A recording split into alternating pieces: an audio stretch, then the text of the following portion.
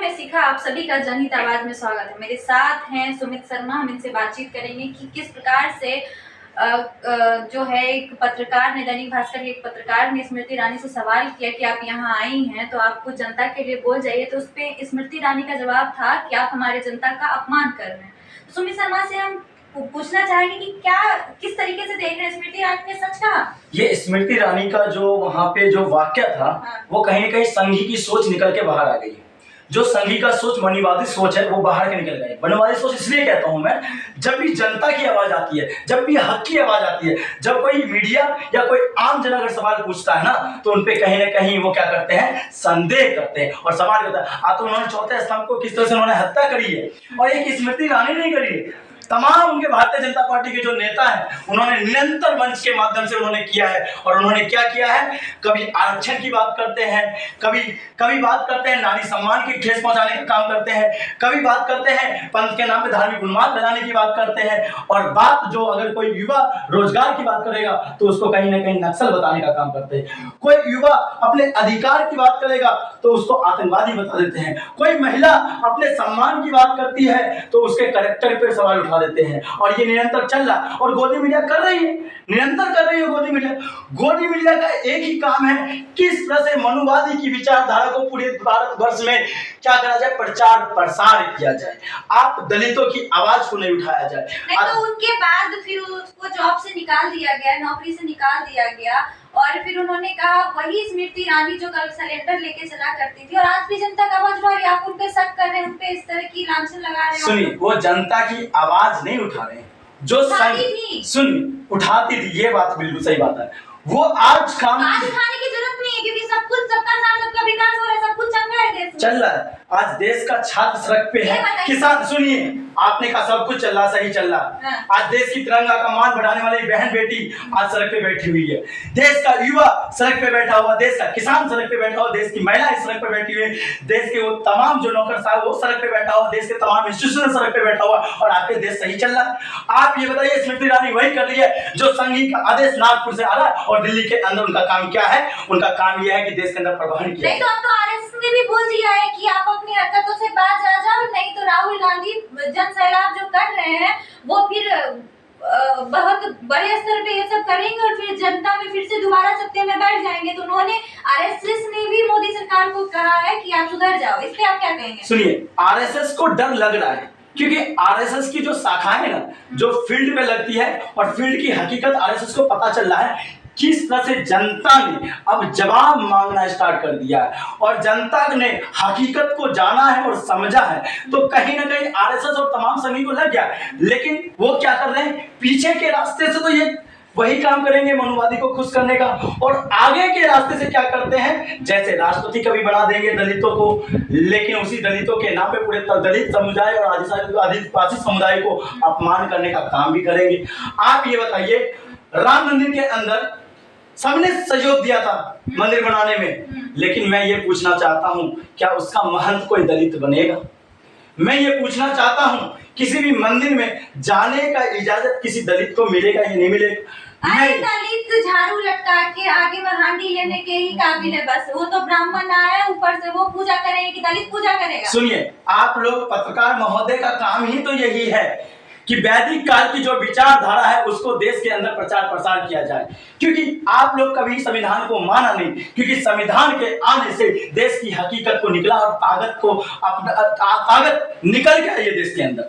आप ये बताइए, संविधान के आने के बाद तमाम इंस्टीट्यूशन में तमाम पिछड़ी जाति और दलित जाति ने भागीदारी दिखाया, और उस भागीदारी में जीता भी है। लेकिन आप लोग वो है जो 3000 साल तक आरक्षण लेकर काम करते रहे, और आपके विरोधी में किसी को खड़ा नहीं होने दिया। लेकिन आज उन्होंने कहा जिसका अधिकार है उसी का हक है। आज उसको आप लोग क्या चाह रहे हो कि नहीं मेरा शासन चलेगा, क्योंकि मैं लोकशाही को मानने वाले लोग नहीं हूं, और ये काम पत्रकार कर रहे हैं, क्योंकि पत्रकार आपके हाथ से ये जो माइक है वो हट के चली जाएगी, क्योंकि ये किसी दलित के हाथ में जाएगा, क्योंकि उसको अधिकार है। अधिकार इसलिए क्यों, क्योंकि उसके काबिल बन गया है ये सारे लोग। और आप ये बताइए, मैं बात एक ये पत्रकार महोदय आपकी बात नहीं करो, पत्रकारिता की बात नहीं करो, तमाम वो क्षेत्र है जहां आप खेल में देख लीजिए, मेडल लाने वाले कौन से उससे आते हैं।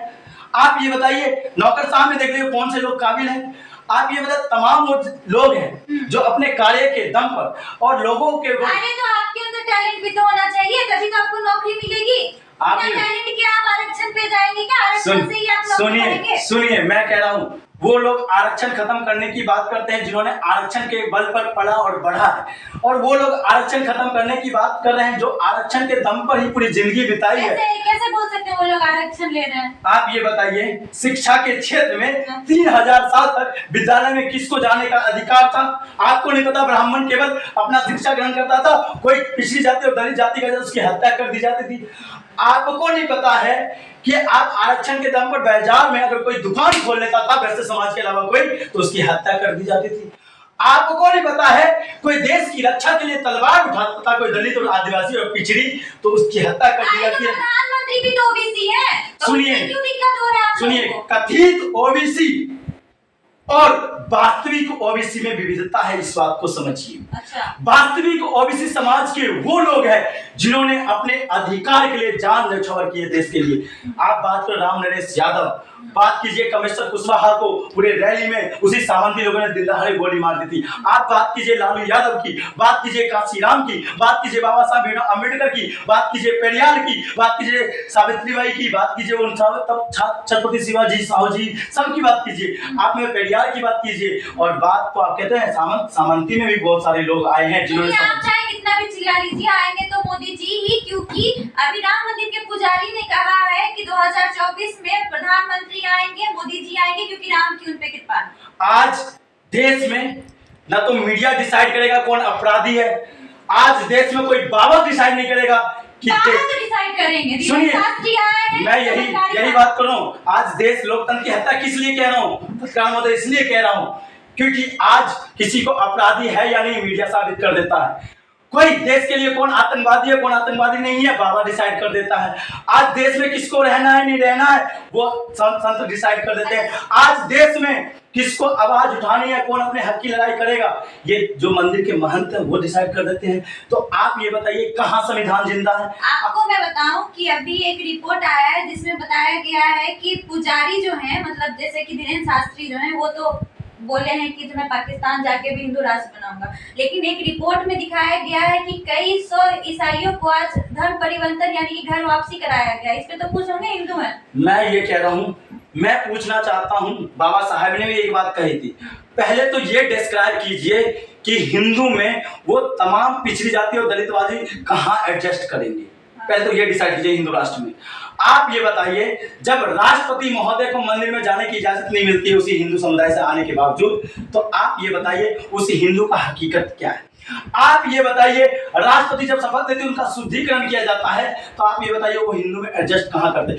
एक मुख्यमंत्री की आवाज सुनिए की बात कह रहे हैं, तो जब कर्नाटक से बीजेपी की सरकार हटी, जब खत्म हुई, कांग्रेस की सरकार आई, वहाँ भी गौमूत्र से धोया गया, वहाँ की सभा भी गौमूत्र से धोई, तो कांग्रेस भी तो वही कर रही है। सुनिए, मैंने एक चीज आपको पहले ही क्लियर कर दिया था, कांग्रेस कहीं ना कहीं आरएसएस की मां है और भारतीय जनता पार्टी उनके पिताजी बन के काम कर रहे हैं। कहने का मतलब यह है कि कांग्रेस और भारतीय जनता पार्टी दोनों एक ही सिक्के के दो पहलू हैं, और दोनों के जो तमाम नेता है वो सामंती लोग ही है। इसलिए देश के अंदर, क्योंकि गोदी मीडिया जो बैठे उनमें तमाम वो सामंती लोग अपनी विचारधारा। कौन बनेगा प्रधानमंत्री इन दोनों के अलावा? तीसरा कौन होगा? तीसरा देश में जग जाहिर नहीं है क्या? आप ये बताइए, जो पढ़े लिखे नेता हैं उनको आप अनपढ़ से संज्ञान दिया था लालू प्रसाद यादव को, जो पटना यूनिवर्सिटी का गोल्ड मेडलिस्ट था। क्या पता महोदय आपको नहीं पता है कि आप लोगों ने प्रचार प्रसार करके देश के लोगों में क्या माइंड फीड किया था? आप ये बताइए,